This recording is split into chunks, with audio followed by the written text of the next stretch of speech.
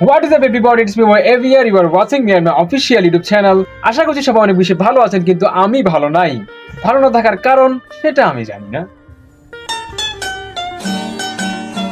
কারণ আজকে আমি কি টপিক নিয়ে ভিডিও করছি, কি টপিক নিয়ে আপনার সাথে কথা বলবো, কি টপিক নিয়ে আজকের এই ভিডিও হচ্ছে এটাও আমি জানি না। What? আপনারা কেন আমার ভিডিও দেখবেন, আপনারা কেন আমার ভিডিও দেখছেন, আপনারা কেন আমার ভিডিও দেখতে হবে, আর আমার ভিডিও থেকে আপনারা কি শিখবেন এটাও আমি জানি না। अच्छा ठीक है। তবে ড্যানিয়েল অর্থ অস্বীকৃতি, রিফিউজাল অর্থ প্রত্যাখ্যান, এটা আমি জানি।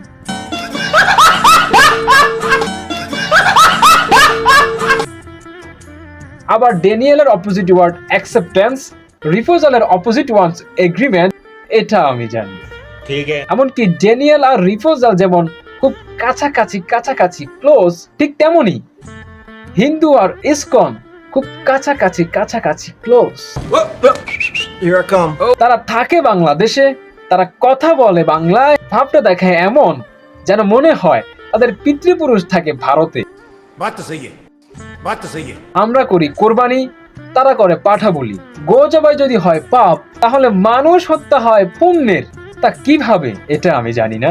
ফলের বিড়াল হলো বাংলাদেশের, তার জন্য মাথা ব্যথায় জ্বলে কিলবিল করে বিশিষ্ট মলম বিক্রেতা অন্য একটি দেশের, এটা আমরা সবাই জানি।